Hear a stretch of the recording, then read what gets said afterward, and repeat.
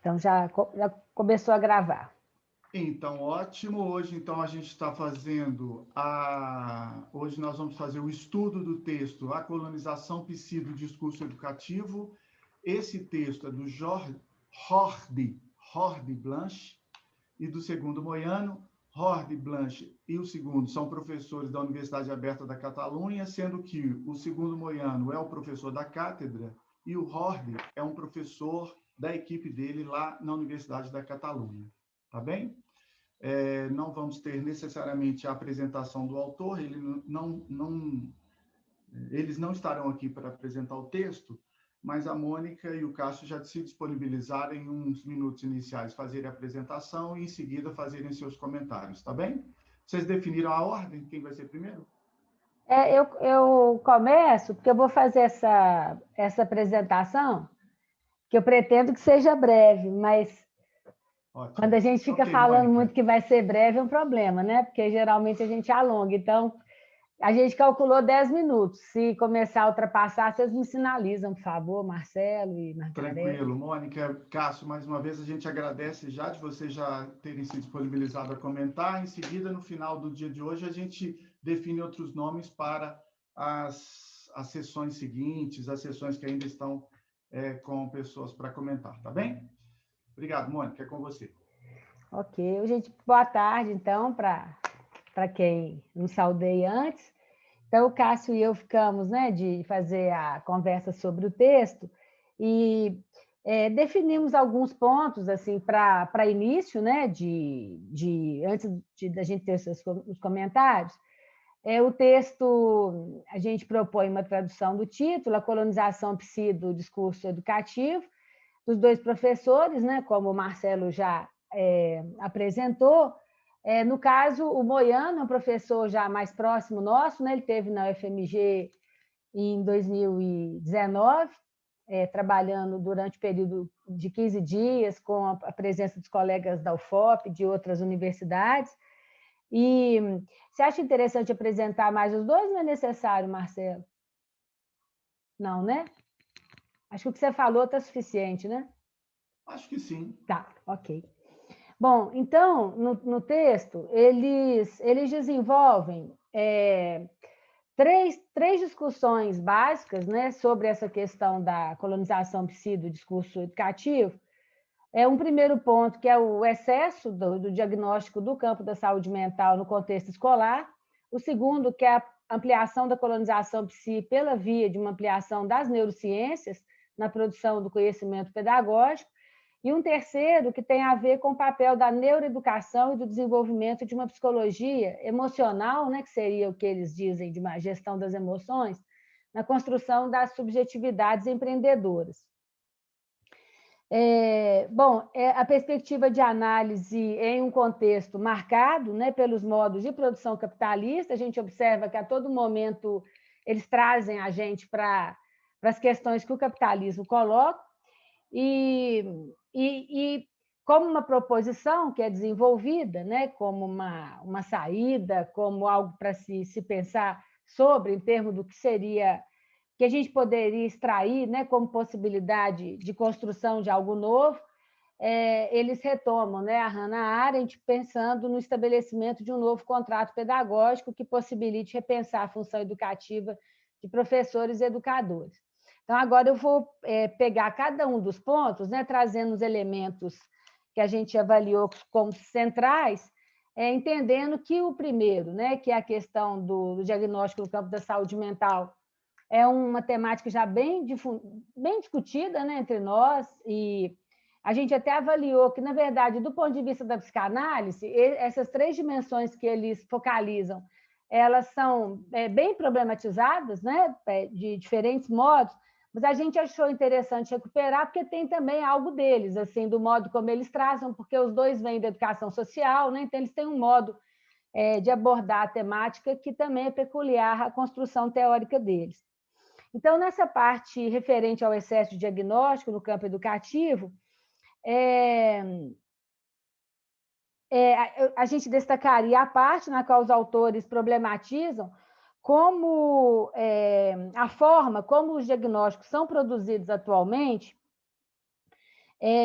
referenciadas em descrições mais superficiais, né, à base de sintomas, sem, muitas vezes, uma preocupação etiológica, torna o diagnóstico um processo meramente procedimental, né, que perde muito do que se tinha assim, nos estudos clássicos da psicopatologia, em todo um raciocínio psicopatológico que parece bastante perdido, né?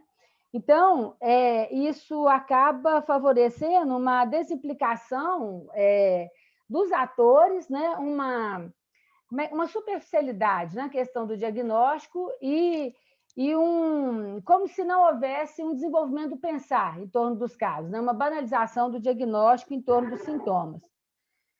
Os diagnósticos eles tentam explicar o mal-estar na educação, reduzindo o debate e a problematização de outras questões que aí comparecem. Então, os autores, a todo momento, eles vão tentando chamar atenção para a questão de contextos, para a questão da cultura, né? Para a questão das formas como o laço social vai se constituir nos dias atuais.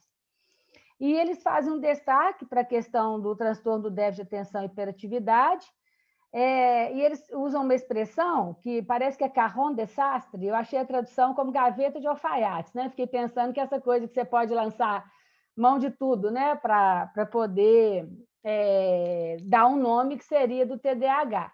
Então, eles falam o TDAH como essa gaveta do alfaiate que um tanto de coisas cabe ali, né? E que você pode lançar a mão desse diagnóstico como se fosse um guarda-chuva, né? Para poder classificar as crianças e adolescentes que estariam nesses sintomas, né? Assim denominados. Eles recorrem a um autor chamado Bieto para colocar essa leitura e para dizer que o sofrimento psíquico das crianças e dos adolescentes na escola se relaciona às dificuldades pessoais em relação às aprendizagens, a relação que as crianças e jovens mantêm com o saber, que nem sempre é fácil, né, na vivência subjetiva, na medida em que é marcado por um desejo e consentimento no momento de aprender. Então, isso é importante no texto, porque lançar luzes, né, ou colocar um peso maior, né, nesse processo que é quase artesanal, da realidade do estudante, né, que a gente poderia dizer do ponto de vista da psicanálise, né, que está vivendo um processo de transferência, é algo mais complexo, né, que traz algo que a gente precisaria considerar mais e que acaba, nesses processos de excesso de diagnóstico, sendo muito banalizado, né, porque o foco todo está no comportamento que desvia da norma. Os autores citam a aplicação do teste de Conon na Espanha e o grande aumento de uso de medicamentos como metilfenidato por crianças e jovens. Eu pesquisei, né, que o teste também é bastante aplicado no Brasil. Há artigos que tratam do tema. Sobre a questão da aplicação dos testes e do aumento da medicação da população avaliada, os autores chamam a nossa atenção para o fato de que a população mais vulnerável é justamente aquela mais suscetível, né, nesse processo. Geralmente há um encontro, né, entre a vulnerabilidade econômica, social, com o excesso de diagnósticos, né? Ele está falando, no caso da Espanha, né, talvez a gente possa ter diferenças no Brasil, mas lá ele percebe essa confluência, que as famílias mais vulneráveis são aquelas também que as crianças costumam ser as mais diagnosticadas de TDAH. E ele diz que é claro que isso demandaria outras intervenções, né, em relação a essa população, e que muitas vezes o diagnóstico do TDAH, por exemplo, é um processo mais simples. A etiologia orgânica amplia o mercado dos transtornos infantis e desculpabiliza familiares e professores. A intervenção medicamentosa não é apenas aceita por esses atores, mas ela é demandada. O transtorno acaba ocupando a centralidade do processo e a subjetividade da criança e do adolescente fica refém, é capturada por esse enquadramento. No item 3 do texto, os autores chamam nossa atenção para o fato de que a presença psi na educação supera as avaliações, as avaliações diagnósticas, já que comporta uma dimensão estrutural no que diz respeito ao currículo escolar, à definição das etapas de ensino, à definição dos projetos socioeducativos. Alertam que, na atualidade, fazer com que os sujeitos internalizem o olhar psicológico... Alertam que, na atualidade, tem crescido, né, uma demanda no sentido de que os sujeitos internalizem o olhar psicológico sobre si mesmos. E aí eles fazem uma relação com a noção de cuidado de si, do Michel Foucault, né? E esse cuidado de si, na perspectiva do Foucault, na verdade, nos nossos dias, é muito apresentado como desenvolvimento de competências sociais, né? Você tem que conseguir operar socialmente com alguns recursos, e isso passa a ser colocado de uma forma diferente, né, de outros contextos em que isso parecia que já estava embutido nas formas de socialização, na própria construção do laço social. Não era alguma coisa que merecia esse destaque, como vai tomando atualmente. Bom, e aí eles colocam que, nesse contexto, a neurociência entra como uma nova aliada na cultura psi no contexto escolar, alimentando demandas e propondo respostas diante da promessa de uma revolução nas práticas pedagógicas. E aí isso vai ser chamado no texto como um paradigma da neuroeducação, que traz como centralidade o cérebro, né? Aí eles falam muito das imagens, desse sonho, né, de localizar todas as questões e explicá-las com base no cérebro e tudo mais. Então, o cérebro assume uma posição de centralidade e passa a ocupar um lugar central, né, de um protagonismo nas proposições que são colocadas. Temos também a discussão de como a ciência e as práticas baseadas em evidências vão também tomando uma projeção muito grande nesse contexto. A associação neurociência-educação cria toda uma lógica de vinculação da aprendizagem, memória e a expectativa do desenvolvimento de habilidades para a gestão do estado de ânimo. O paradigma neurológico passa a assumir espaço frente às dificuldades mais complexas presentes no mundo da educação. E a isso eles dão nome, eles falam disso, né, como uma colonização neurocientífica da educação, que é acompanhada de uma elaboração de indicadores quantitativos e qualitativos também.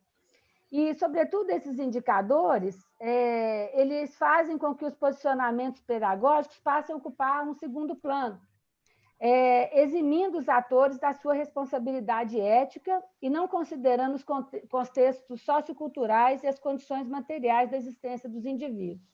Então, essa coisa dos megadados, né, da forma como isso tudo vai estruturando as ações, porque é sempre essa ideia, né, de uma objetividade, né? Então, se para a gente é tecnociência, né, a imagem que é vendida é de que isso incorporaria uma ciência forte, né? E também traduziria isso no campo educativo. Os autores exploram a questão psicofarmacológica e a mercantilização do mal-estar psíquico via terapias psicofarmacológicas presentes nesse processo. Bom, aí eles vão... um dos últimos itens se chama Nas Mãos da Emo Management. Esse emo, eu tentei muito traduzir, eu não sei qual sentido vocês deram para ele na leitura. Né? Gestão das emoções? É porque juntou as emoções, faz todo sentido, gestão das emoções. Eu quebrei minha cabeça, obrigada, Marcelo. Foi bem mais fácil. Bom, então, para que o cérebro seja educado, é necessário implementar técnicas que ajudem na gestão das emoções, por meio de aportes da psicologia positiva e de recursos de autoajuda, né? Então, uma característica forte aí dessa neuroeducação então, de algum modo, centralizar esforços, né, nessa gestão das emoções, e isso gera também um mercado, né? Um mercado importante em relação a isso, que tem a ver com esse elemento que a todo momento os autores trazem para o texto, que é a questão da mercantilização, né? Que é um elemento importante, né? Na análise deles e em outras análises também. O funcionamento desse processo passa por uma modificação do coração e da alma, e aí eles citam a Margaret Thatcher, né? que ela dizia que a questão toda é econômica, mas que você tem que, de algum modo, trabalhar, né, os corações e as almas, né, as mentes, para que isso pareça o mais natural possível, né? Bom, aí, na sequência, eles falam da construção de uma subjetividade empreendedora, com consentimento do sujeito, né? Então, a ideia é que isso seja cada vez mais incorporado, né? E vivido como algo que sempre foi assim, o desenvolvimento de uma cultura terapêutica na perspectiva da gestão das emoções, gerando uma nova forma de controle social, conversão das emoções em meio de produção. Bom, tem uma parte importante também, já na parte mais final, que eles falam, né, dos desafios da função educativa, e aí, sintetizando, a educação emocional, ela alimenta o sonho da realização pessoal, aqui e agora, sem passar pelo desejo do grande outro, né? Então, esse sentido de uma certa autonomia do sujeito, né? E que isso vai ser importante no momento de pensar o novo contrato, porque ele retoma da Hannah Arendt aquela ideia também da autoridade, né? Entre as gerações, e o quanto isso é importante também para essa passagem da própria cultura, da própria sociedade, né? De uma... que seria uma função da educação, né? Uma discussão que ela faz no Crise da Educação. A renúncia dos adultos do exercício da função educativa é um outro ponto também que eles problematizam. Não há como substituir a transmissão do desejo de saber, por uma educação emocional, que considera a expansão narcísica como a única forma de verdade. Depois eles falam da necessidade de descentramento do próprio eu para se abrir a outros mundos, né? Abraçar o encontro com a cultura e com conhecimento. Um momento inicial da página 114, que eu acho muito importante, né? Que eles nos fazem refletir que essa questão da gestão das emoções é também um ensimesmamento, né? Porque o sujeito ele tem que o tempo todo procurar um equilíbrio ou alguma forma aí de lidar com as questões que são colocadas, e isso, de algum modo, o fecha, né? no próprio processo. Então, toda essa ideia de uma abertura do mundo, né? Para o mundo, isso fica comprometido. Depois eu vou retomar isso nos comentários. E aí, no final do texto, então, como eu estava dizendo, os autores recorrem a Hannah Arendt, no livro Crise da Educação, para sustentar a necessidade e a aposta no estabelecimento de um novo contrato pedagógico em relação às práticas educativas. Nesse sentido, eles abordam a recuperação, a necessidade, né, de uma retomada da dimensão, bom, não uma retomada, não é o melhor termo, mas de uma sustentação, né, da dimensão ética da educação, um educador capaz de comprometer-se com o educando através da relação educativa, aquela que pode mediar sua relação com o mundo. Você entrou no condomínio já? Então, alguém então tá, vou pegar minha máscara. Tá, beijo. Karen, fecha o seu microfone, por favor. Acho que eu consigo fechar aqui, Marcelo. Fechar. Bom, então, assim, no texto, de uma forma geral, esses pontos, né, que a gente elencou, eu passei muitos 10 minutos. Passou, Mônica. Vamos fazer assim, até para dinamizar. O Cássio agora comenta e depois você comenta atrás. O que você acha? Eu pensei que poderia ser bom assim também. Pode, tá, Cássio? Tá bem, então. Oi, gente, boa tarde. Tá todo mundo me ouvindo? Porque eu fico meio sem retorno aqui com esse microfone e eu não sei se estou falando alto, estou falando baixo, está na medida razoável. Mas, assim, Cássio, algumas pessoas estão aqui pela primeira vez, então se você puder falar de onde você vem, Mônica também na volta. Tá bem. Bom, gente, então boa tarde novamente, né, para todo mundo. Para mim é uma alegria poder estar aqui nesse encontro do LEPS de novo. Meu nome é Cássio Eduardo Soares Miranda, eu sou professor aqui da Universidade Federal do Piauí. Eu sou lotado no Departamento de Fundamentos da Educação, aqui no Centro de Ciência da Educação, e na pós-graduação trabalho no Programa de Saúde Coletiva, numa linha de pesquisa intitulado Saúde na Escola, né? Então, a gente tem discutido essas problemáticas aí da escola, né, e da educação, tentando fazer aí, de alguma maneira, assim, uma caminhada assim, né, da saúde coletiva, das problemáticas do coletivo, do público, com a questão mais do particular e do singular, né, pensando aí nesse cotejamento da saúde coletiva com a psicanálise, né? E aí hoje eu estou junto com a Mônica, né, a gente está discutindo esse texto, né, do Moiano, para pensar um pouco exatamente nessas questões ligadas aí a esses pontos que a Mônica já apresentou. E eu vou apresentar algumas questões, assim, que a forma como eu escolhi, né, a partir dessa conversa que eu tive com a Mônica, né, da gente poder conduzir aí um pouco o comentário do texto, e mais com o objetivo de fazer circular a palavra, de fazer com que a discussão ela possa acontecer de maneira mais ampla possível, né? Então, a gente pensou um pouco nisso, né, nesse primeiro comentário que a Mônica fez a respeito do texto. Eu vou apontar algumas questões também, né, que eu destaquei aqui no texto, mas cotejando um pouco algumas leituras que eu tenho feito, né? Eu tenho revisitado alguns textos do primeiro ensino do Lacan, né? Alguns textos aí dos escritos, por exemplo, para pensar um pouco, né, nessa presença do discurso da ciência ou da ciência no mundo contemporâneo, né? Então, assim, eu fiz um pouco da leitura do texto pensando nisso, né, nessas leituras que eu tenho feito, para pensar um pouco a partir dessa ideia de que eles estão colocando aqui no texto, da relação entre o discurso psicológico e o mundo educativo. Quer dizer, como a Mônica já apontou, né, o texto aponta, não é nenhuma novidade para a gente, né, assim, de que já há um bom tempo esse discurso psicológico, psicologizante, ele tem tomado conta do campo da educação, né? Ele tem tomado conta do mundo educativo, conforme eles chamam, e agora, de uns tempos para cá, com peso maior, exatamente em função da expansão da neurociência nas condições de produção do conhecimento, tanto psicológico quanto pedagógico. Então, a gente vai encontrar nesse discurso psicológico ele presente e se colocando cada vez mais assim como uma espécie de sustentáculo do saber fazer pedagógico, e esse discurso psicológico sendo aí amparado ou sustentado pela neurociência, né, pelas neurociências, como esse grande aparato, ou grande maneira de fazer a produção do conhecimento pedagógico e psicológico. Como decorrência disso, conforme eles têm apresentado, não é uma coisa que a gente destaca no texto, depois nós vamos comentar um pouco mais a respeito disso, a respeito desse uso abusivo, conforme a Mônica também colocou, né, do diagnóstico em saúde mental no campo escolar, e vamos pensar um pouco também, né, nos efeitos que isso tem, partindo de uma ideia, né, lacaniana a respeito da nomeação, né, a respeito daquilo que Lacan vai dizer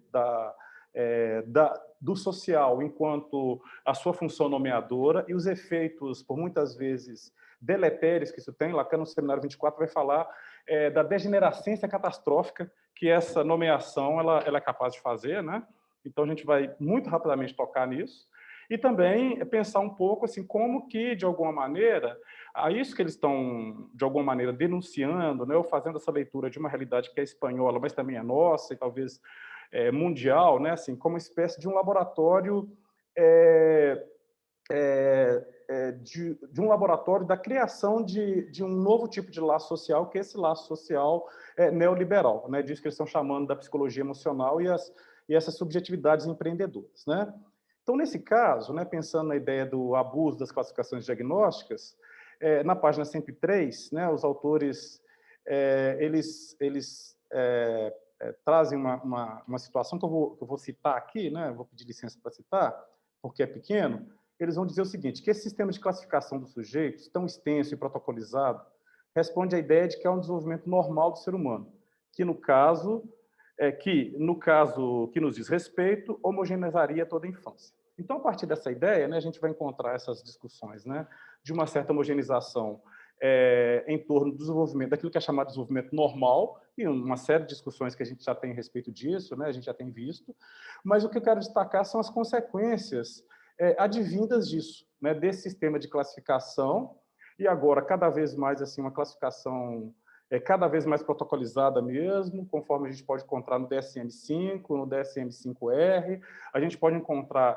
essa dimensão cada vez mais protocolizada né, que orienta os diagnósticos, mas uma orientação muito baseada nos transtornos do comportamento, ou seja, tem uma ênfase nos transtornos de comportamento, e a decorrência disso que a gente está vendo é o excesso de medicalização, tentando corrigir aquilo que ultrapassa o desenvolvimento normal, né, que é protocolizado aí pelo DSM, DSM-R, né?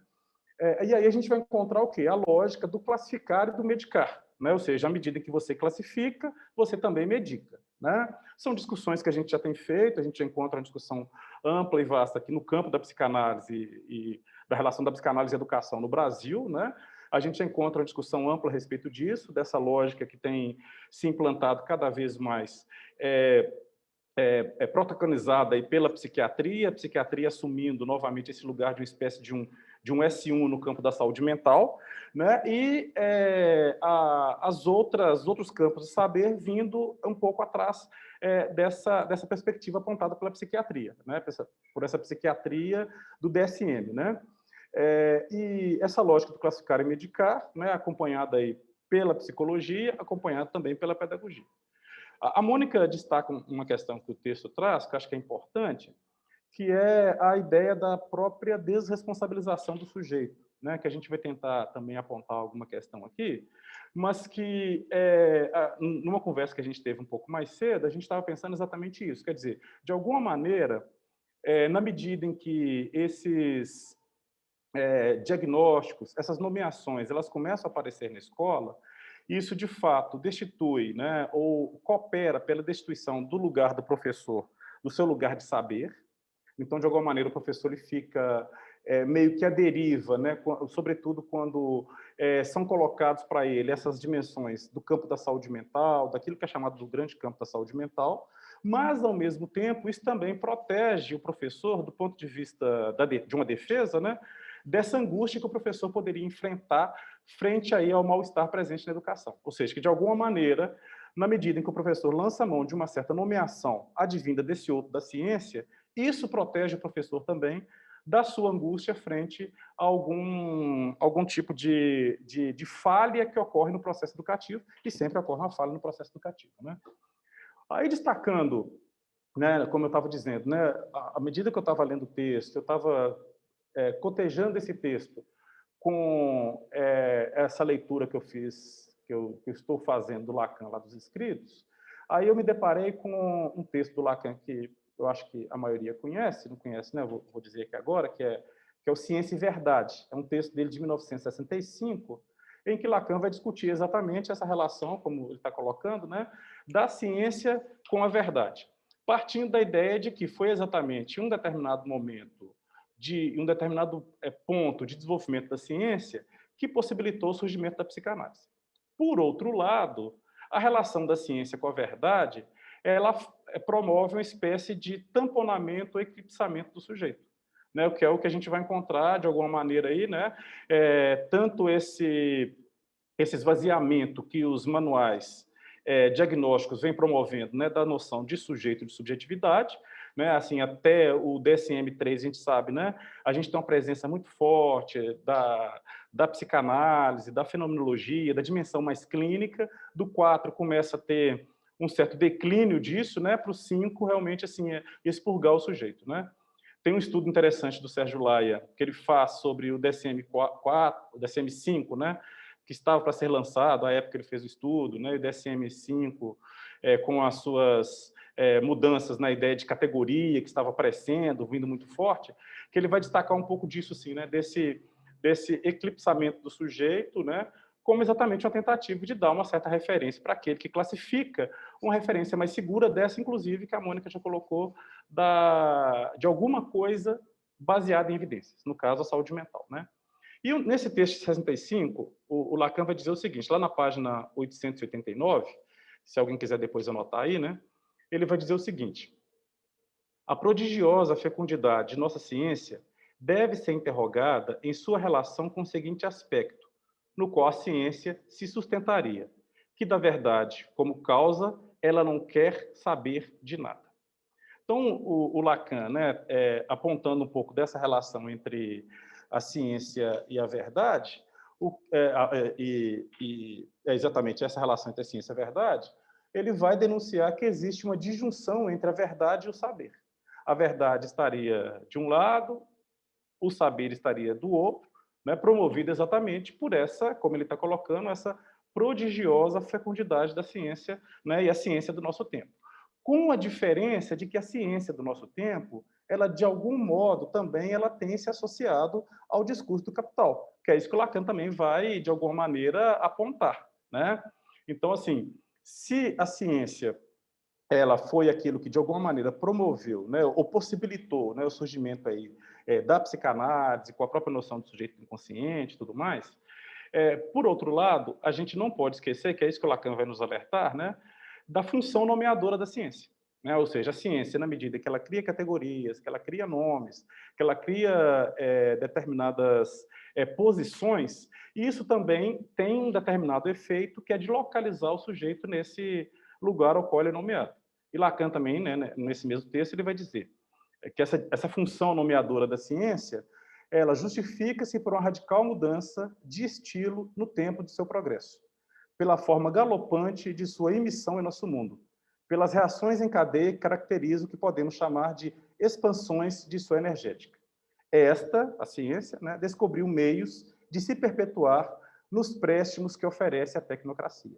E aqui ele está falando já de uma associação da ciência com o capital, da ciência com a tecnocracia, e ele está chamando a atenção aqui de maneira bem explícita de como que a psicologia, enquanto esta ciência, né, que se tornou, pelo menos, mais evidente, né, nessa operação da tecnocracia, como que ela vai se oferecer a isso, né, desses préstimos, de ajudar o sujeito também, né, ajudar a tecnocracia a localizar o sujeito em um determinado lugar, dessa lógica normalizante, né, e da ideia do classificar e do medicalizar. Né?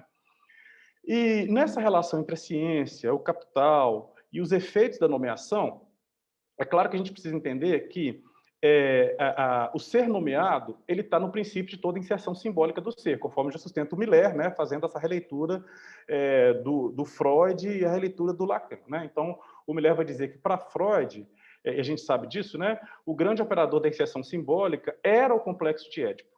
Só que, na medida em que a gente vê uma certa modificação, né, uma certa mutação na ordem simbólica, né, do contemporâneo, e na medida em que essa função nomeadora do pai ela vai sendo modificada, a gente vai encontrar novos operadores dessa nomeação. E a ciência, assim como o social, né, entram como um desses novos nomeadores. Né? O ser nomeado ele está no princípio de toda inserção simbólica, né? Então, na medida em que o sujeito ele é nomeado, ele encontra um lugar, porque ele faz laço, né? Mas isso também pode ter, conforme Lacan diz lá no Seminário 24, né? Isso pode se constituir em uma espécie de uma degenerescência catastrófica, ou seja, os efeitos que isso pode ter sobre o sujeito, eles podem ser, inclusive, devastadores. Né? E pensando um pouco no texto, com isso que essa discussão aí que o Lacan propõe, talvez a gente possa pensar um pouco nos efeitos dessa nomeação, já para eu chegar um pouco ao final, né? Que talvez a primeira hipótese que a gente possa levantar é que, a partir dessas contribuições psicanalíticas, né, que a nomeação ela tem a ver exatamente com a resposta que o sujeito também dá, e ele dá essa resposta numa espécie de uma medida direta em que ele se identifica ao significante da nomeação.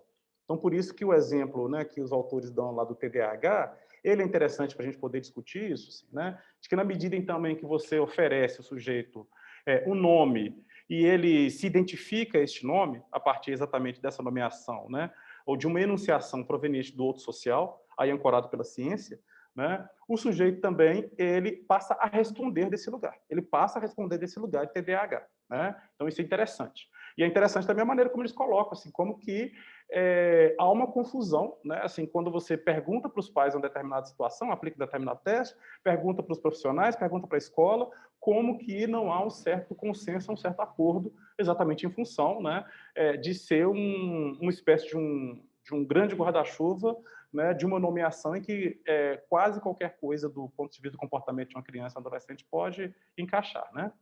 Além disso, pensando nos efeitos dessa nomeação, a gente pode pensar também que uma identificação significante traz essas consequências mais imediatas, como, por exemplo, a gente vai encontrar nessas discussões que o Lacan está fazendo aí, né, tanto nesse texto que eu me referi, Ciência e Verdade, quanto lá no seminário 17, né, que ele vai trazer disso, né, vai trazer um pouco disso. Então, essa identificação significante, ela aparece como uma tentativa de tamponamento de uma falta, né, que ajuda aí, né, de alguma maneira, como diz, tanto a proteger, né, os professores frente a essa angústia, mas também na medida em que nomeia aquilo em que eu não sei com qual estou lidando, isso ao promover esse tamponamento dessa falta e dar um nome, né, para isso que está aí, né, sem nomeação, localiza o sujeito em um determinado lugar e eu posso responder a partir desse lugar. E também tem a ideia da proposição de que o nome é esse ponto de ancoragem em que o sujeito se constitui, e é a partir daí que a gente pode falar nessa história da identificação que eu estou dizendo, né? E, para finalizar, né, um pouco desse comentário, se for o caso, depois eu volto um pouco nessas histórias, né, que eu estou tentando discutir aqui, ainda o Lacan vai dizer o seguinte, né, num texto de 1960, nos Escritos, ele vai dizer que, para falar da psicologia e já dessa presença da psicologia no social, e já que a gente está falando dessa colonização do discurso da escola, né, ou da educação pelo discurso psicológico, né, o Lacan vai dizer que, falando da psicologia, ele vai dizer seu critério é a unidade do sujeito que existe com base nos pressupostos desse tipo de psicologia, nela cabendo até tomar como sintomático que seu tema seja cada vez mais enfaticamente isolado, como se tratasse do retorno de um sujeito do conhecimento, ou fosse preciso que o psíquico se fizesse valer como duplicando o organismo. Então, assim, um pouco dessa discussão também que a gente já vem fazendo a partir do texto, né? De que, de algum modo, tem essa colonização, né? Ou essa presença maciça da psicologia ou do campo psi na educação, na escola, mas o campo psi agora sendo sustentado por essa dimensão do organismo. Disso que, a partir do equipamento cerebral, daria conta de justificar tudo aquilo que é da ordem de uma resposta do sujeito, né? Então, volta à ideia anterior do classificar e, se for o caso, medicar, né? Uma vez que medica-se aquilo que está fora do padrão esperado de desenvolvimento, conforme os autores colocam no texto, né? E o Lacan, continuando, ele vai dizer que a ciência, tal como atualmente se apresenta, ele está falando em 70, isso, né? Consiste justamente na transmutação da sua função. Foi por esta via que se operou o deslocamento que faz com que, atualmente, nosso discurso científico esteja do lado do mestre. Que aí o que Lacan vai chamar essa atenção, né? Como que ciência e capital se articulam, fazendo com que o discurso do mestre ele esteja tão solidamente estabelecido e o discurso do capital, por sua vez, ele aparece como mais inatacável, exatamente no momento em que, aí a fala do Lacan, né, em que a mais-valia se junta ao capital. Então, um pouco dessa ideia de como que ciência e capital se aliam, de algum modo, né? Isso fazendo com que esse discurso do mestre ele esteja mais solidamente estabelecido e essa função nomeadora ela vai ficando cada vez mais inatacável, conforme ele vai dizer, né? Aí, nesse caso, pensando um pouco naquilo que os autores estão propondo, né, dos desafios da função educativa, conforme eles dizem, eu aposto também um pouco nessa ideia da reinvenção do vínculo educativo que eles defendem, né? Ou seja, na medida em que a escola fica muito preocupada com essa gestão das emoções, com esse gerenciamento das emoções, como uma espécie assim, de um culto ao eu, né? Conforme eles defendem, tentando, de algum modo, fazer com que o sujeito ele, tenha o controle de si, ela acaba perdendo um pouco dessa sua função frente ao vínculo educativo, né? Ou seja, que alguma coisa possa se operar, né, entre o coletivo e o particular, mas tomando o objeto como o mediador disso, né? Então, você teria o objeto, que seria uma espécie de mediador dessa relação aí, né?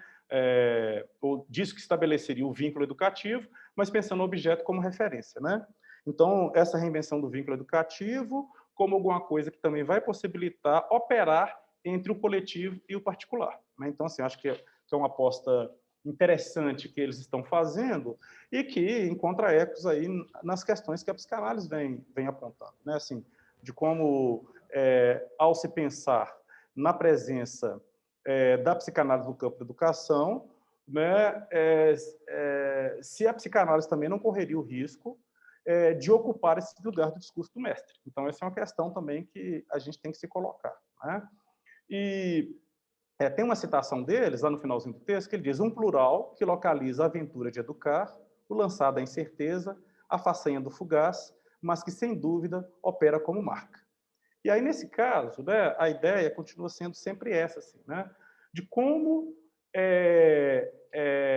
a psicanálise, ao se colocar no lugar de um trabalho social, a psicanálise na cidade, né, com seus mais diversos aparatos, na medida em que ela se depara com o outro da educação, por exemplo, né, e as diversas possibilidades da presença do analista na cidade, a questão continua sempre como falar a língua do outro sem ser tragado por ele. Porque, de alguma maneira, a presença desse discurso, e a gente já encontra isso nas escolas, né, e tal, diariamente, a presença desse discurso ela é maciça, né? Então, assim, é uma presença constante, né, na fala dos professores, os professores o tempo todo recorrendo também, né, a essas classificações, essas nomeações provenientes do outro da ciência. E a questão é como falar a língua do outro sem ser tragado por ele. Como pensar, então, nessas classificações, nessas categorias propostas, por exemplo, né, pelos manuais de diagnóstico, pelas questões que são popularizadas pela psicopedagogia e etc. e tal, sem ser tragado por ele, né? Ou seja, fazer valer o discurso psicanalítico ali, né, de tal forma que alguma coisa do sujeito ela possa permanecer. E também qual que é o lugar da psicanálise frente a esse impasse da civilização e da chamada, não sei se eu poderia chamar assim, mas dessa educação científica, né? Então, assim, eu acho que é um pouco dessa ideia assim, de como que a psicanálise ela vai estar presente frente a esses impasses da civilização, ao mal-estar presente, né, na civilização e o mal-estar presente na educação, e, de alguma maneira, se colocando aí como esse lugar alfa passível de operar aí, né, frente a esse outro social sem ser tragado por ele. Então, assim, eu trouxe algumas dessas contribuições, como eu disse, cotejando algumas coisas do texto, com algumas coisas que eu estive pensando aí, né, a partir dessas leituras últimas que eu estou fazendo, e para a gente poder discutir um pouco, né, a partir desses pontos que eu estou levantando. Ok?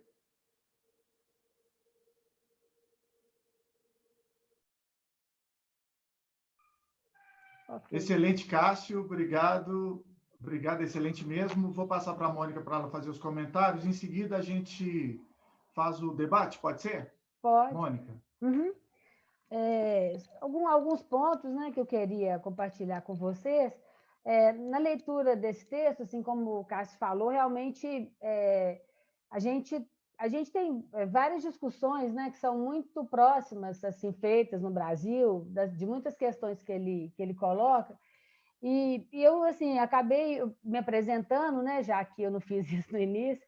Eu sou professora da UFMG e eu trabalho com educação especial, né, ligado à educação especial, psicanálise.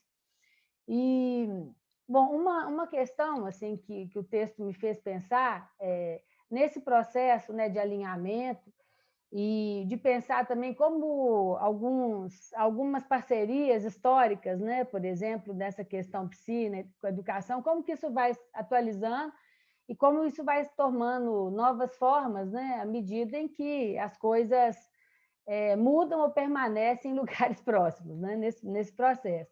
E aí eu recuperei uma frase do Leandro Della Jonquière que eu gosto muito, que o Leandro, falando do Ittar, que era aquele médico pedagogo lá do século do inicinho, né, do século XIX, na virada do 18 para o 19, o Leandro tem uma frase que ele diz assim: o civilizado que inventa seu selvagem quer tanto vir a lhe conhecer quanto a ignorá-lo. Essa frase, eu acho que ela pode muito ser lida a partir do texto, né, dos autores, porque, de algum modo, quando hoje, a partir das neurociências, essa questão do cérebro toma um lugar muito central, né, isso também tem todo um processo de mercantilização em torno, parece que, de algum modo, há uma atualização desse tipo de contrato, né? Porque quando o Cássio coloca, por exemplo, né, de como que o sujeito também se encontra identificado a essas classificações, carece, de algum modo, uma pergunta do sujeito sobre si mesmo, né? Então, esse processo de nomeação, ele, de uma outra forma, num outro contexto, ele é repetido, né? Mas uma permanência sobre uma certa ignorância em relação ao sujeito, isso permanece. Então, esse ponto eu achei interessante compartilhar. Uma outra coisa que eu acho que sempre é interessante, assim, de refletir, né, nesse processo de colonização da educação pelo discurso psi, é que isso, na verdade, né, desde a virada do século XIX para o XX, isso vai se dando de modos que, atualmente, que já também estavam muito instalados, né, em tempos atrás. Por exemplo, essa questão do desenvolvimento infanto-juvenil a partir da psicologia, como isso entra, né, no campo da educação, a questão dos testes, né? Então, a gente tinha aqueles testes psicológicos lá que marcam esse início da psicologia da educação, e, de algum modo, né, quando a gente vê, por exemplo, a questão do TDAH e toda uma técnica que vai sendo incorporada nos discursos atuais, né, em torno da neurociência da educação, mas do próprio lugar do cérebro, hoje, nesse pensar das teorias pedagógicas, por exemplo, isso me parece importante ser considerado, porque é, de algum modo, uma atualização, a questão do controle dos mecanismos didático-pedagógicos e um elemento importante também, que é a questão da formação de professores, né? Porque, muitas vezes, por exemplo, no contexto universitário, a gente também fazer valer um discurso que seja diferente desse grande pacotão, né, que é mais comum hoje e que também é muito sedutor para os estudantes, isso é alguma coisa muito importante de fazer, né, essa marcação.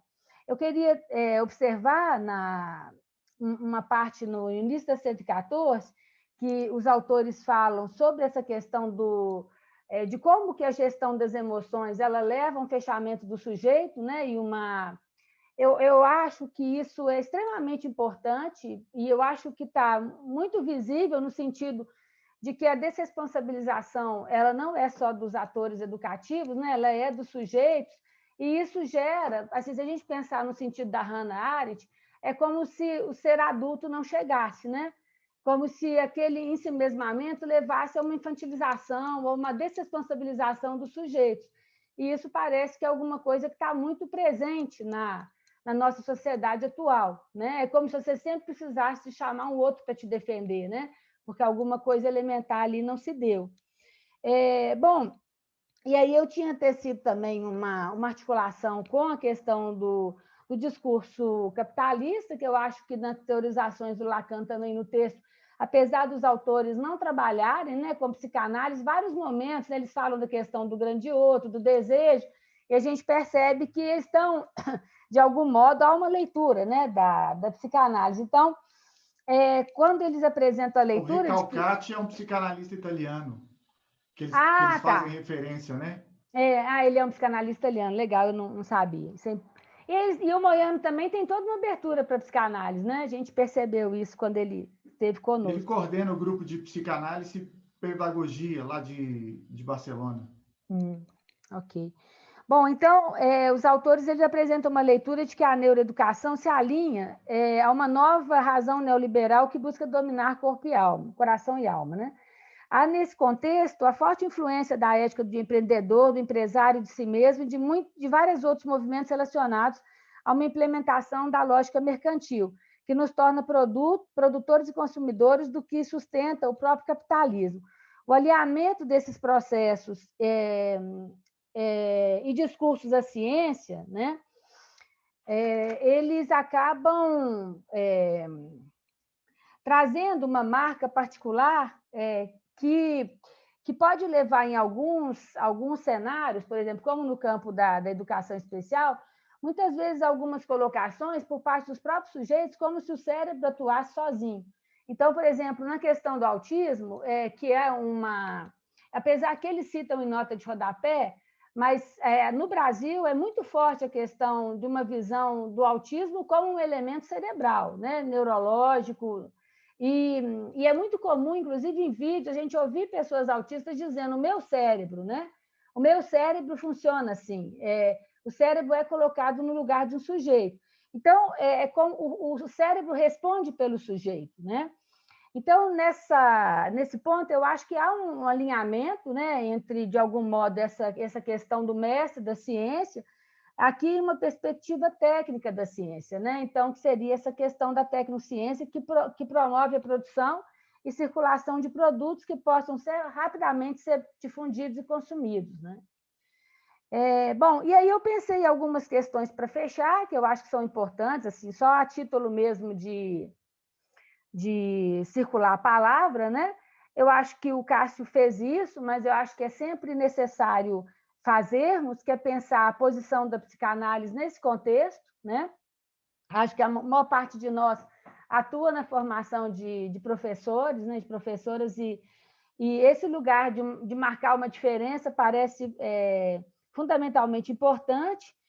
Também uma outra pergunta: o que demarcaria o posicionamento de um cenário marcado pela colonização do sujeito que desvia, agora tendo como chave de leitura os aportes da tecnociência e dos novos mecanismos de controle do eu, né? Então, assim, o que caracterizaria um posicionamento nosso diante disso? E quais desafios devemos perseguir nos processos de formação de professores, quando o cérebro e a gestão das emoções tendem a cumprir uma nova ilusão psicopedagógica, né? Eu estou me inspirando no Leandro, né, que também foi um autor que eu pensei muito lendo esse texto. Basicamente isso. Obrigada aí, pessoal, pela atenção. Oi, Mônica, obrigado você, obrigado, Cássio. Acho que a gente tem boas questões para começar essa conversa. Vamos interromper a gravação, Mônica, para a gente poder